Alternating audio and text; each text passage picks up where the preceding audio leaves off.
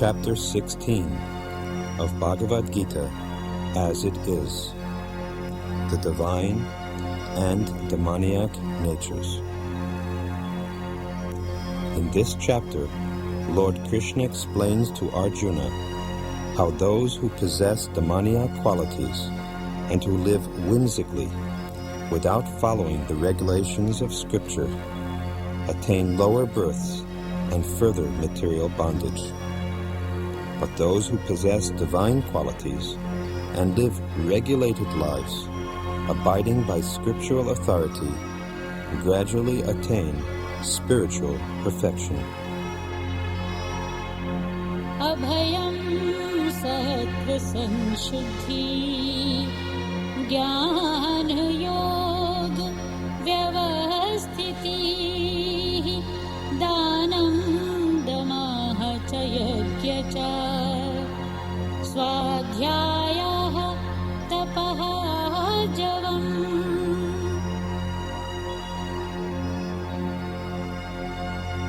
Ahimsa satyam akrodha tyagah shanti apeshunam daya bhuteshu aloluktvam mardvam hirchapalam tejah shamadhriti shocham adroha manita bhavanti sampadam devim abhijatasya bharata.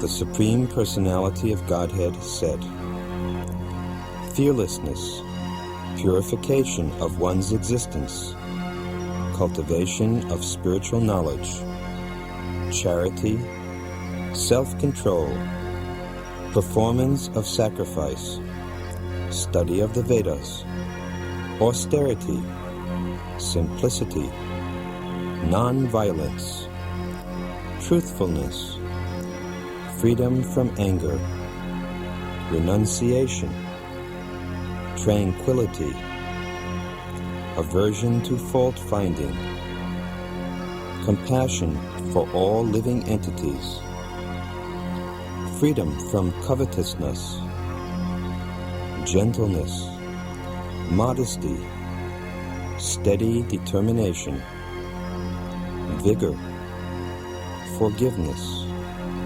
fortitude, cleanliness, and freedom from envy and from the passion for honor. These transcendental qualities, O son of Bharata, belong to godly men endowed with divine nature. Dambha darpaha abhimanah cha krodha parushyam eva cha ajnanam cha abhijatasya partha sampadam asuri. Pride, arrogance, conceit, anger, harshness, and ignorance. These qualities belong to those of demoniac nature, O son of Pritha. Devi sampata vimokshaya nibandhaya surimata ma shuchaha sampadam devim abhijataha si pandava. The transcendental qualities are conducive to liberation, whereas the demoniac qualities make for bondage. Do not worry, O son of Pandu, for you are born with the divine qualities. Dvabhut sargo loke asmin daivaha asuraha eva cha daivaha vistarasha proktaha asuram partha me shri O son of Pritha, in this world there are two kinds of created beings. One is called the divine, and the other the demoniac. I have already explained to you at length the divine qualities. Now, hear from me of the demoniac. Pravrittim cha nivrittim cha janaha na viduha asuraha na shocham na pichacharaha na satyam teshu vidyate. Those who are demoniac do not know what is to be done and what is not to be done. Neither cleanliness, nor proper behavior, nor truth is found in them.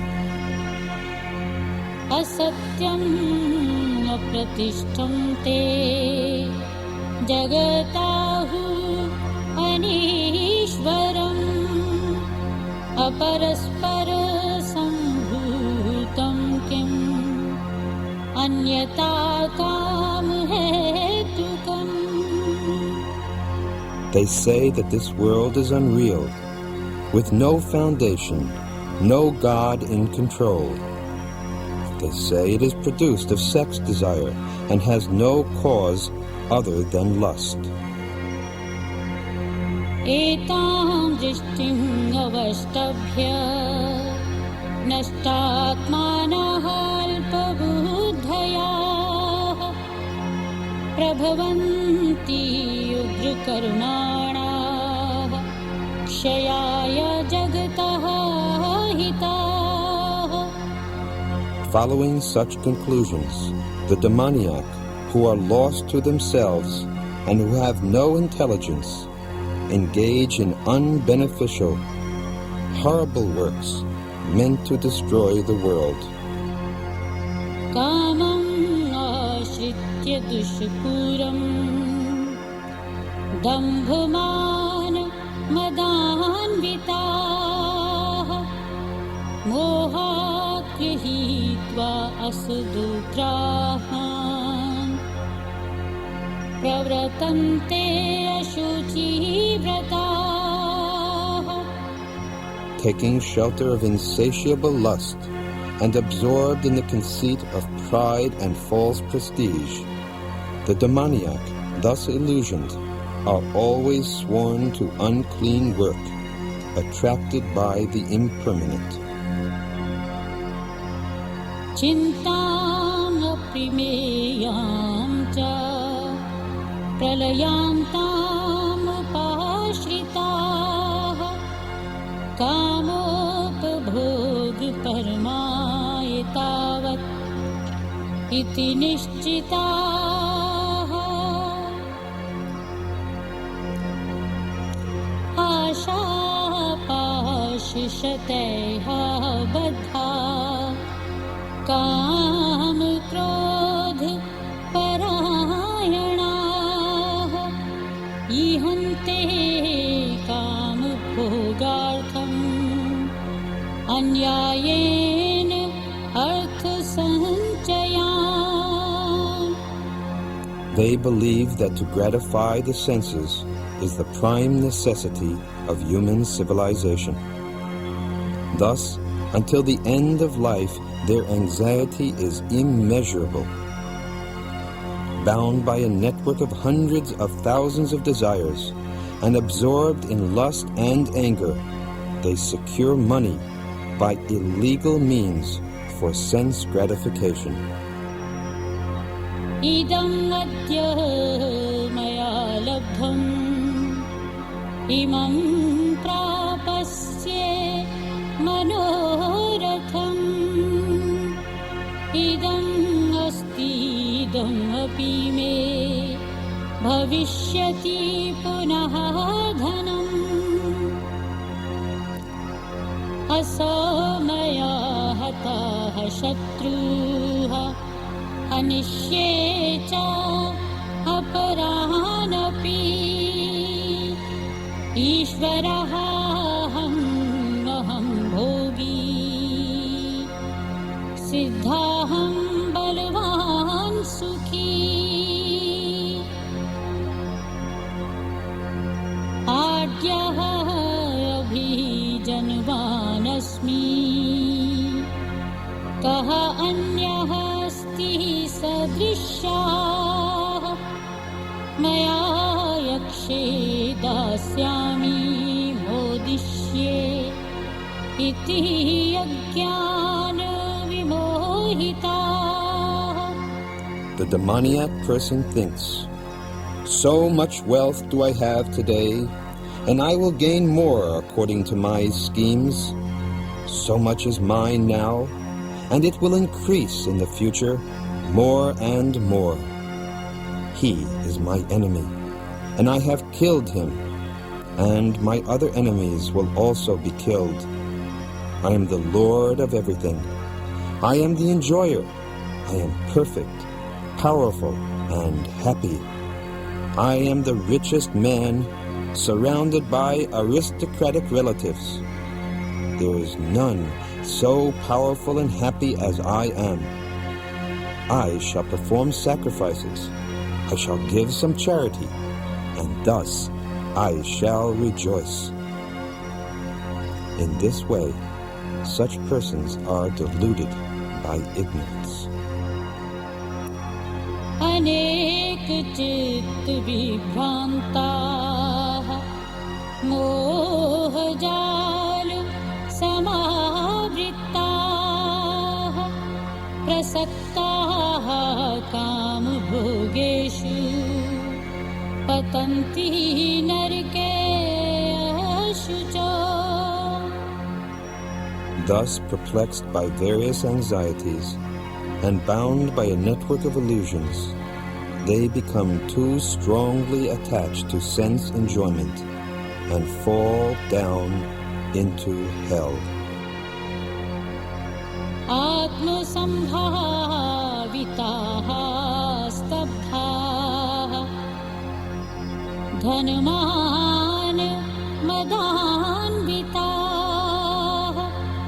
यजन्ते नाम यज्ञे हते दम्भेन अविधिपूर्वकम्.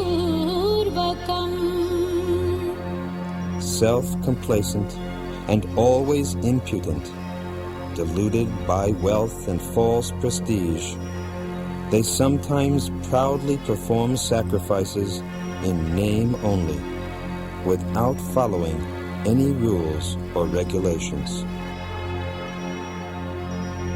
अहङ्कारं बलं दर्पं कामं क्रोधं च संश्रिताः मामातं परदेहेषु प्रद्विष्यन्ताः अभयसूयकाः. Bewildered by false ego, strength, pride, lust, and anger, the demons become envious of the Supreme Personality of Godhead, who is situated in their own bodies and in the bodies of others, and blasphemy against the real religion. तानहं द्विषताः क्रूरान् संसारेषु नराधमान् क्षिपामि अजस्रम् अशुभान् आसुरीषु एव योनिषु. Those who are envious and mischievous, who are the lowest among men, I perpetually cast into the ocean of material existence, into various demoniac species of life. आसुरीं योनिं आपन्नाः मूढाः जन्मनि जन्मनि मामप्राप्य एव कौन्तेय ततः यान्ति अधमां गतिम्. Attaining repeated birth amongst the species of demoniac life, O son of Kunti, such persons can never approach me. Gradually, they sink down to the most abominable type of existence. त्रिविधं नरकस्य इदं द्वारं नाशनम् आत्मनाः कामः क्रोधः तथा लोभः तस्मात् तत्त्रयं त्यजेत्. There are 3 gates leading to this hell: lust, anger, and greed. Every sane man should give these up, for they lead to the degradation of the soul. एतेहा विमुक्ताः कौन्तेय तमोद्वारे त्रिभिः नराः आचरति आत्मनः श्रेयः ततः याति परां गतिम्. The man who has escaped these 3 gates of hell, O son of Kunti, performs acts conducive to self-realization, and thus gradually attains the supreme destination. यः शास्त्रविधिं उत्सृज्य वर्तते कामकारतः न स सिद्धिम् अवाप्नोति न सुखं न परां गतिम्. He who discards scriptural injunctions and acts according to his own whims attains neither perfection nor happiness nor the supreme destination. तस्मात् शास्त्रं प्रमाणं ते कार्यकार्य व्यवस्थितो ज्ञात्वा शास्त्रविधानोक्तं कर्म कर्तुम् इह अर्हसि. One should therefore understand what is duty and what is not duty by the regulations of the scriptures. Knowing such rules and regulations, one should act so that he may gradually be elevated. Thus ends Bhagavad Gita as it is, Chapter 16.